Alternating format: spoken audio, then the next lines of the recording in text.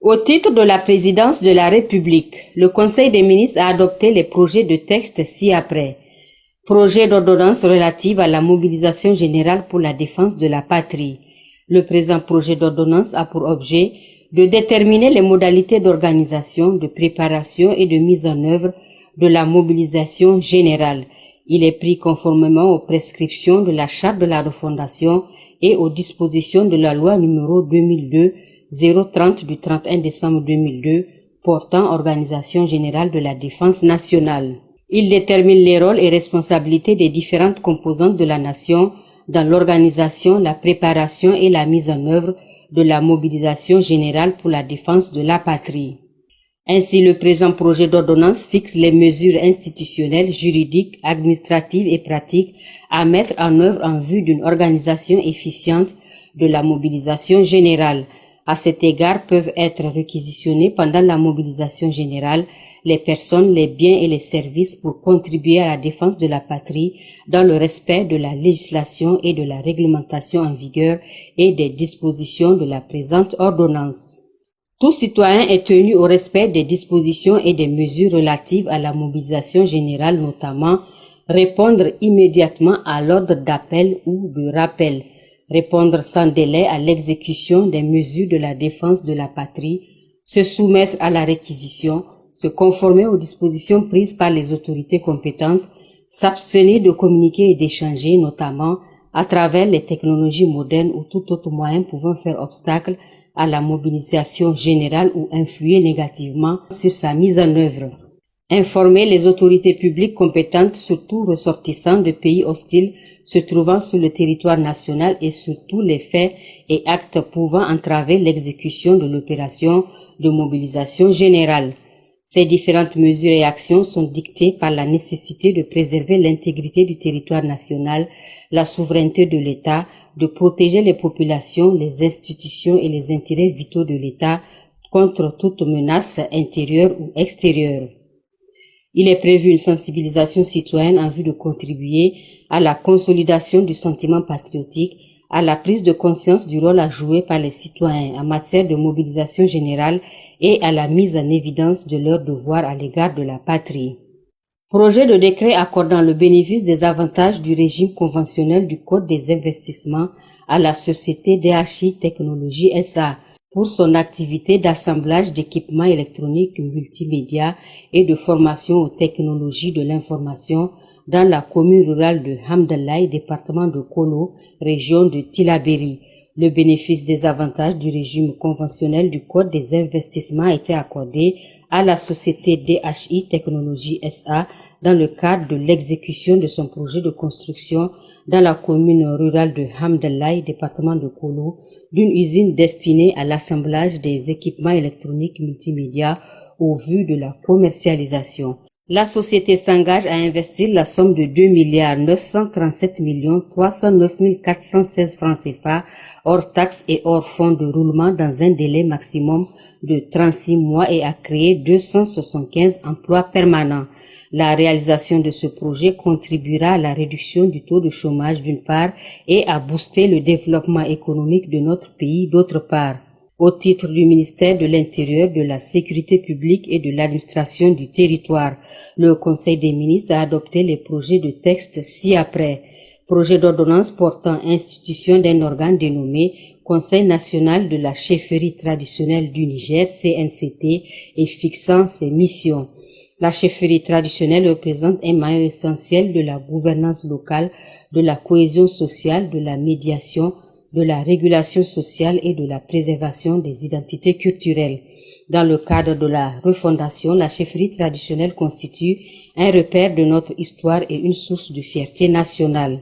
En vue de promouvoir la participation structurée des chefs traditionnels au processus de gouvernance et de développement, le présent projet d'ordonnance institue le Conseil national de la chefferie traditionnelle du Niger en tant qu'organe national de représentation et de concertation de la chefferie traditionnelle. Le CNCT aura pour mission principale de représenter l'ensemble des chefs traditionnels au niveau national, Formuler des avis et des recommandations sur les questions touchant à la vie sociale, à la sécurité, à la cohésion, aux conflits communautaires, à la décentralisation et à la culture. Servir de cadre de dialogue permanent entre l'État et les autorités coutumières. Promouvoir et préserver les valeurs socio-culturelles fondatrices de l'unité nationale. La création de cette institution répond à la nécessité pour l'État de conférer à la chefferie traditionnelle la place qui est la sienne dans l'histoire de notre pays et consacre en même temps sa reconnaissance comme partenaire légitime et structuré de l'État dans la quête de la paix, de la justice sociale et du développement. Projet de décret portant réglementation du e-passeport nigérien AES ordinaire et du e-passeport nigérien AES de service, dans le but de favoriser l'intégration sous-régionale à travers l'harmonisation des documents de voyage et d'identité. Il est institué un passeport électronique avec les caractéristiques et spécifications techniques communes à la Confédération. Il s'agit de passeports électroniques ayant des caractéristiques et des spécifications communes aux 3 États membres de la Confédération de l'AES.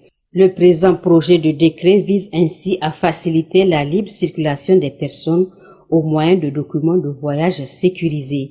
Il détermine les conditions d'établissement, de délivrance et de renouvellement des e-passeports ordinaires et de service ainsi que les cas dans lesquels ces documents sont refusés, retirés ou annulés. Projet de décret instituant une carte nationale d'identité biométrique AES en République du Niger.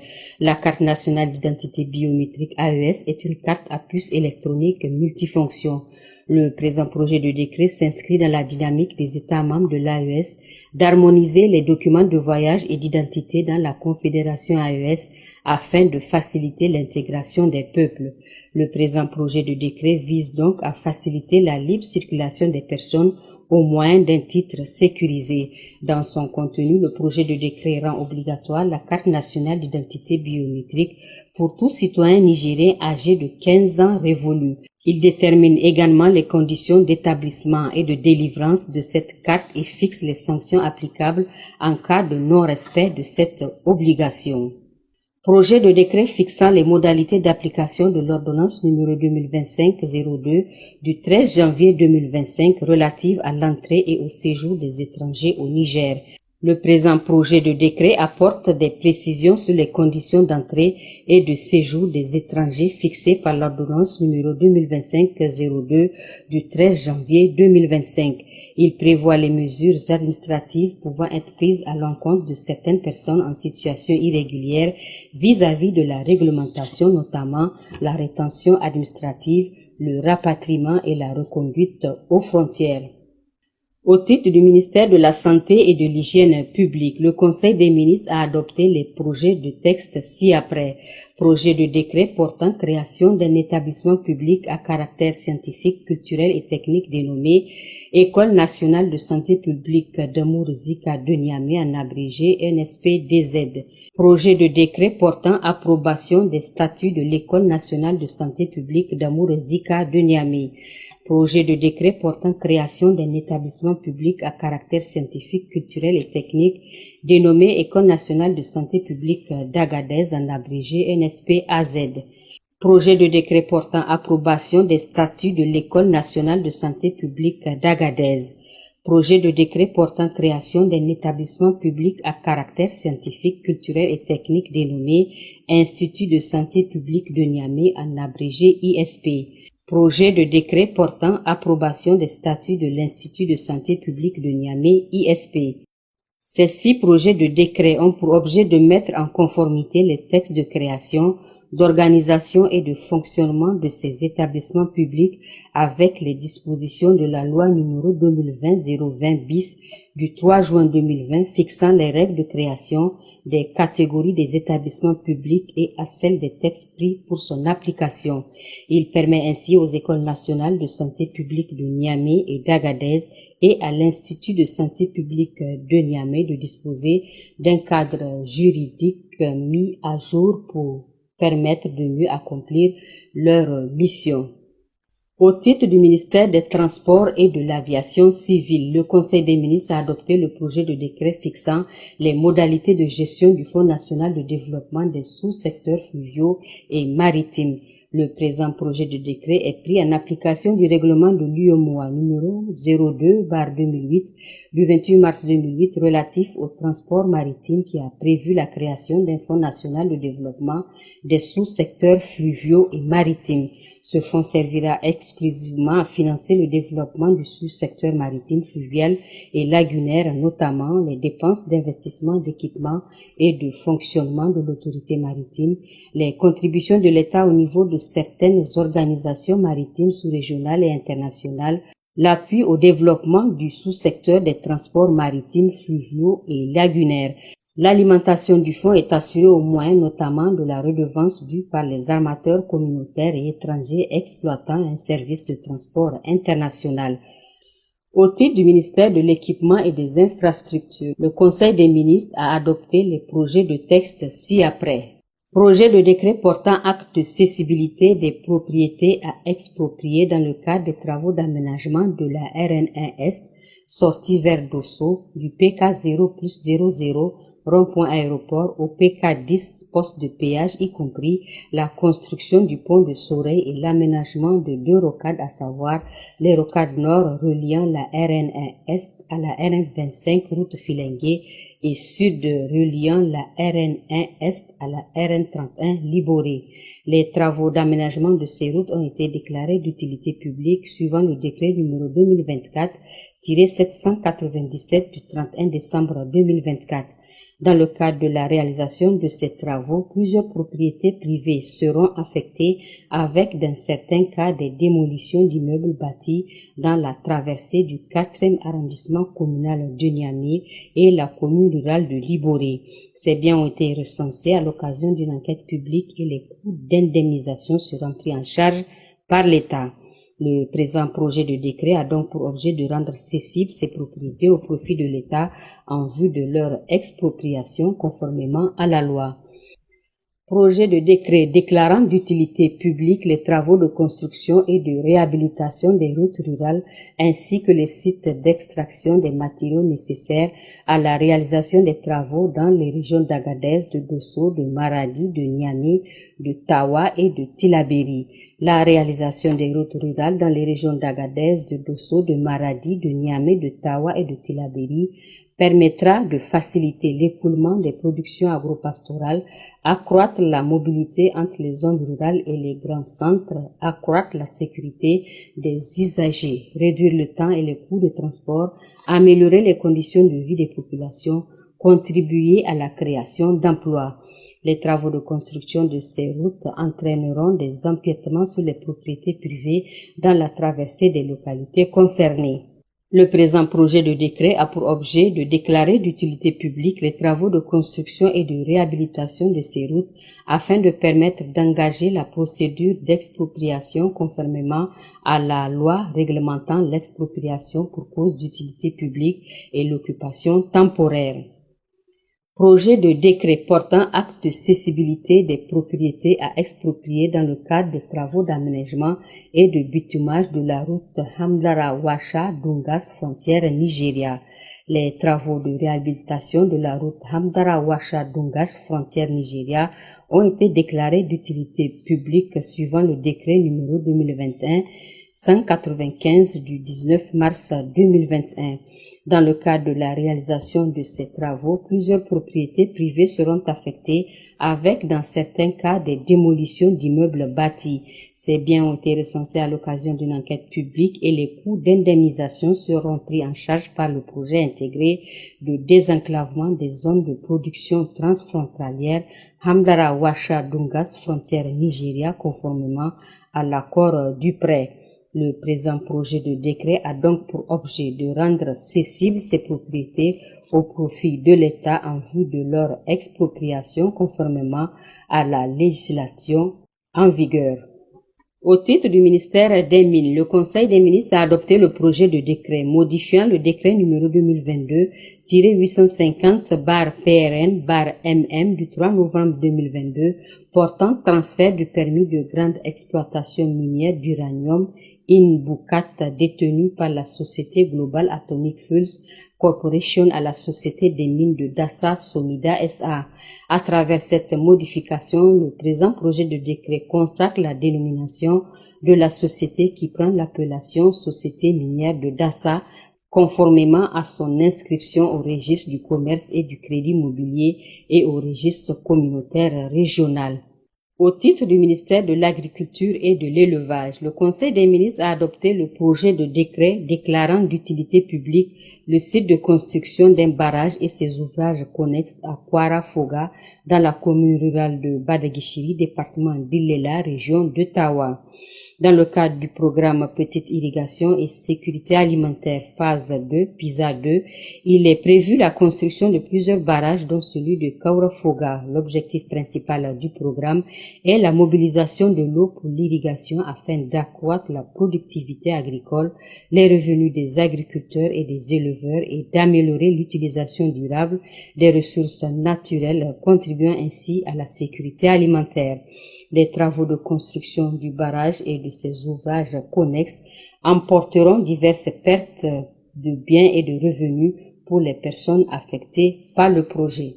La construction du dit barrage nécessite que le site concerné soit déclaré d'utilité publique afin de permettre d'engager la procédure d'expropriation conformément à la loi réglementant l'expropriation pour cause d'utilité publique et l'occupation temporaire. C'est l'objet du présent projet de décret. Au titre du ministère de l'Urbanisme et de l'Habitat, le Conseil des ministres a adopté le projet de décret portant abrogation du décret numéro 2019-271/PRN/MDU/L du 24 mai 2019 portant déclassement de terrain le long de l'hôtel présidentiel Radisson à Niamey. Dans le cadre des préparatifs du sommet de l'Union africaine à Niamey, le titre foncier numéro 1592 d'une superficie de 15 582 m² avait été retenu pour la construction de l'hôtel Radisson. La nécessité d'équipements supplémentaires à l'hôtel a conduit à l'élargissement de la superficie initiale de 11 038 m² de plus. Les terrains concernés ont été déclassés et mis à la disposition de l'hôtel présidentiel Radisson en vue de l'aménagement des parkings, des espaces verts et autres équipements entrant dans le cadre de l'embellissement des paysages immédiats de l'hôtel. Plusieurs années après ce déclassement, l'hôtel n'a pas mis en œuvre ce projet. C'est pourquoi l'État a décidé de rétablir par le présent projet de décret cette portion du domaine public de voirie dans son état initial. Au titre du ministère du Commerce et de l'Industrie, le Conseil des ministres a adopté les projets de texte ci-après. Projet de décret déclarant d'utilité publique les opérations entrant dans le cadre de la mise en œuvre du programme de développement de l'agripreneuriat des jeunes. Le programme de développement de l'agripreneuriat des jeunes est un programme multisectoriel qui a pour objectif global de contribuer au développement de l'entrepreneuriat des jeunes dans les secteurs de l'agriculture et de l'agro-industrie. Dans ce cadre, il est prévu la construction de 8 centres agropreneuriat, 3000 entreprises agricoles et 8 unités industrielles dans les chaînes de valeur agricole retenues dans chacune des 8 régions du pays, en vue de permettre l'appropriation par l'État des terrains de superficie totale de 3000 hectares nécessaires à la mise en œuvre du programme pour l'ensemble des régions. Les opérations concernées sont déclarées d'utilité publique par le présent projet de décret. Ce programme entre en droite ligne de la vision du président de la République, chef de l'État, en son axe 3, consacré au développement des bases de la souveraineté économique. Projet de décret portant création d'un établissement public à caractère administratif dénommé Bureau de restructuration et de mise à niveau des entreprises du Niger, en abrégé BRMN. Projet de décret portant approbation des statuts du Bureau de restructuration et de mise à niveau des entreprises du Niger. Ces deux projets de décret ont pour objet de mettre en conformité les textes de création, d'organisation et de fonctionnement du Bureau de restructuration et de mise à niveau des entreprises du Niger avec les dispositions de la loi numéro 2020-020 bis du 3 juin 2020 fixant les règles de création, des catégories des établissements publics et les textes pris pour son application. Ils permettront ainsi au bureau de restructuration et de mise à niveau des entreprises du Niger de disposer d'un cadre juridique mis à jour lui permettant de mieux accomplir ses missions. Communication. Le Conseil des ministres a entendu plusieurs communications. Une communication du ministre de la Jeunesse et des Sports sur l'organisation d'un dialogue intergénérationnel national comme outil essentiel pour favoriser la cohésion sociale en prenant en compte les acteurs de la société. Le dialogue intergénérationnel national sera un cadre structuré de production d'engagement, de décision et de mécanismes de suivi à travers la mise en place d'un comité technique consultatif intergénérationnel chargé d'assurer la mise en œuvre et la pérennité des recommandations. Cette activité est prévue pour se tenir au Centre international de conférence Mahatma Gandhi de Niamey les 30 et 31 décembre 2025. Une communication du ministre du Commerce et de l'Industrie relative à la désignation du Niger pour l'organisation de la deuxième édition du Salon africain de l'invention et de l'entreprise innovante. Le Salon africain de l'invention et de l'entreprise innovante est une vitrine de l'innovation africaine, notamment en matière d'invention, de recherche et d'entrepreneuriat. La session du conseil d'administration de l'Organisation africaine de la propriété intellectuelle tenue à Brazzaville du 11 au 12 décembre 2025, a désigné le Niger pour l'organisation de la 10e édition du Salon africain de l'invention et de l'entreprise innovante qui aura lieu en 2026. À travers cette distinction, le Niger s'offre une vitrine continentale pour son génie créateur, son entrepreneuriat et ses ambitions industrielles conformément à la vision du président de la République, chef de l'État. Communication relative au marché public. Cette communication du ministre de l'Équipement et des Infrastructures relative à l'acquisition d'une pelle hydraulique, d'un bulldozer et d'un porte-char, à l'acquisition de matériel et équipements pour les travaux d'urgence de la brigade d'intervention d'urgence, lot numéro 1, acquisition de 4 camions bennes, un camion citerne à gasoil, un camion citerne à eau et un camion tracteur. Aux travaux de réhabilitation de 10 km restants à réhabiliter sur la route Tawa-Agadez en branchement Ingal-Tamaya, 88,6 km. À l'acquisition de matériel et d'équipements pour les travaux d'urgence de la brigade d'intervention d'urgence, lot numéro 2, acquisition de 2 chargeuses sur pneus, 2 bulldozers, 2 niveleuses gradaires, un camion atelier mobile de lubrification et entretien d'engins et un porte-char.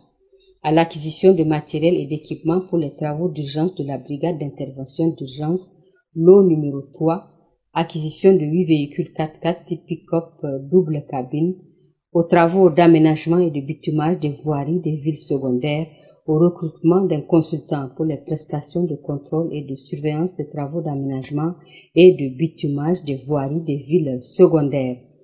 Une communication du ministre de l'Agriculture et de l'Élevage relative aux travaux de protection des berges à Sabonga et Tambaranga dans le cadre de la protection de la magia dans la région de Tawa.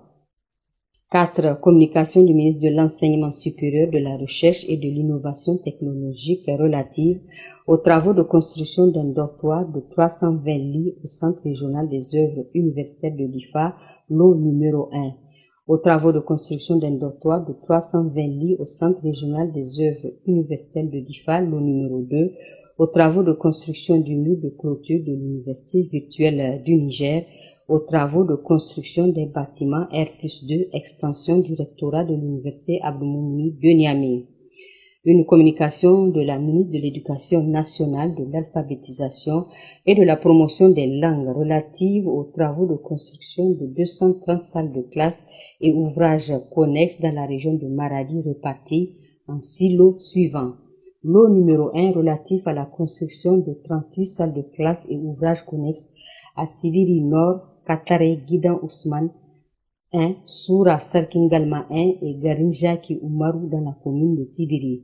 Lot numéro 2 relatif à la construction de 38 salles de classe et ouvrages connexes à Imbelbelou 1, Imbelbelou 2 et Imbelbelou 4 dans la commune de Tibiri.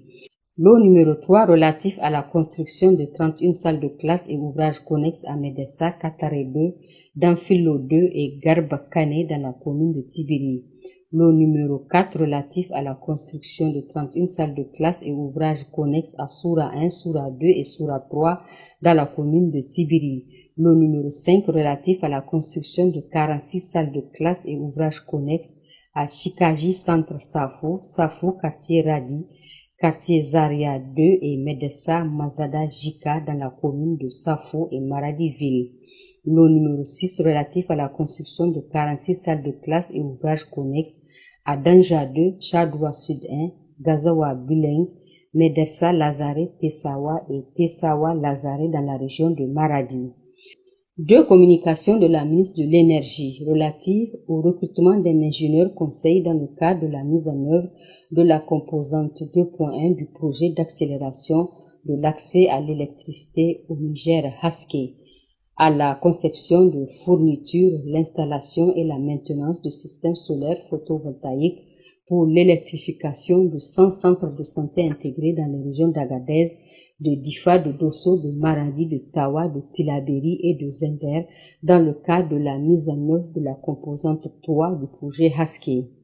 De communication du ministre du Commerce et de l'Industrie relative au recrutement d'un cabinet d'études pour une assistance aux maîtres d'ouvrage dans le cadre de l'achat et l'installation d'une usine de décortiquage de riz et d'une unité de cogénération d'électricité à base de la balle de riz à Difa, à l'achat et l'installation d'une usine de décortiquage de riz et d'une unité de cogénération d'électricité à base de la balle de riz à Difa en lot unique.